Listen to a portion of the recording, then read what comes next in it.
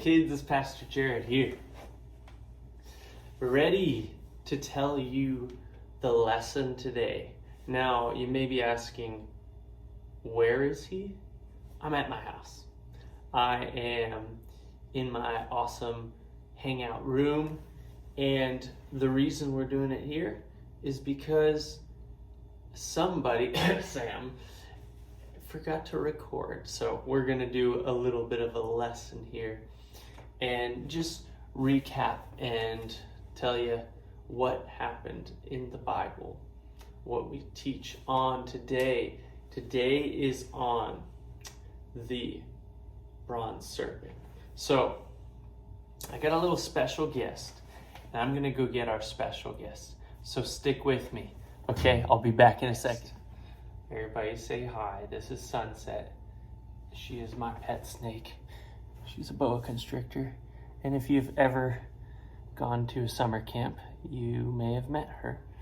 I brought her last time and all the kids got to take a cool picture with her. She's super friendly. But she's going to be part of the example of the story today, because guess what is in the story? It's snakes.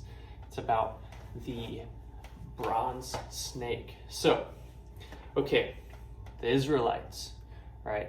They're with Moses, and there is the bad guys who are basically living in the land that belongs to them, that the Lord has promised to them. And they're called Canaanites. If you remember, they were evil people sacrificing babies, all these crazy things, eating people, and it was just crazy. But anyways, so they're going into the land, and the king of the Canaanites goes after the Israelites and captures some of them and attacks them. And and so the Israelites, they prayed and asked God if he would give the Canaanites, if he would give them victory over the Canaanites, they would wipe out every town that the Canaanites were in. And so God gave them victory. And so all the Canaanites, they got wiped out, because God, whose side was he on? The people that did not worship him, or the people that did worship him? He was on the people that worshiped him side. And so the other people, guess who they served? They served Satan. So anyways, God defeated the people that were serving Satan. And so then they're making their journey, because they're going to the land that's promised to them, right? They're making their journey.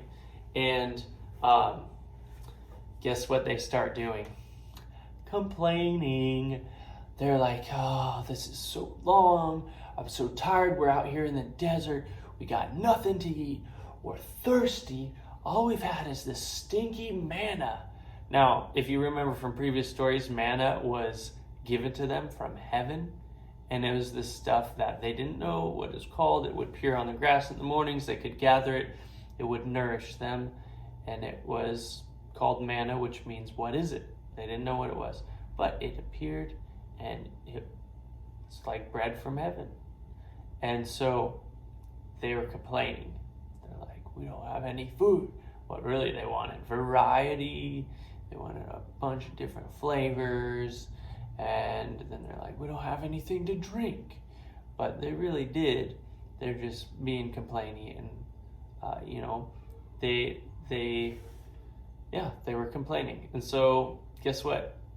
Made God mad that they were complaining. And God sent something that I'm holding right here, but not this kind of snake. God sent snakes, and they were poisonous snakes. Now, all snakes bite. She's not biting me because she's my pet snake, so she just wants to climb on me. But God sent snakes, and snakes started biting them, and these were snakes that if they bit you, you would die. And so people started dying, and they realized we were complaining to God. We were complaining about God and about Moses. And so they went to Moses, and they're like, Moses, you need to pray. You need to talk to God for us. Please, we are sorry. We need this to stop because people are dying, all these venomous snakes. And we realize that it's judgment because we've been complaining and we've been just not praising God and being thankful because he's done so much. So Moses, guess what he goes and does? He goes and prays and he talks to God like we can all talk to God, right? But back then Moses was their man to talk to God. They didn't talk personally to God. So Moses talks to God. Hello, sunset. And God says, I need you to grab your staff, grab a pole. I got a stick here. And out of brass or bronze, I need you to make a serpent like the poisonous snakes, okay? Wrap it around the pole and fashion it. Okay, let's see if I can get her to go around the pole. She's like, my spine doesn't want to go that way. Okay, so wrap around the pole. Come on, Sunset, work with me here. You're the example.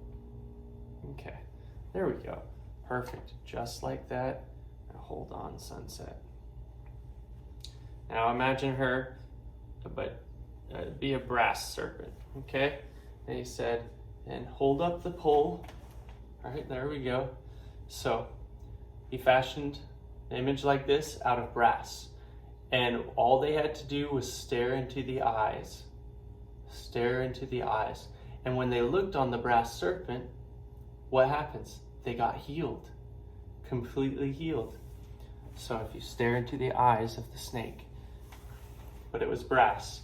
Now, isn't that weird? So if they had been bitten by a snake and they looked at this brass or bronze serpent, they got completely healed. Now, why do you think, kids, why do you think God did that? Well, God's an amazing God, and he does amazing symbols of Jesus all throughout the Old Testament.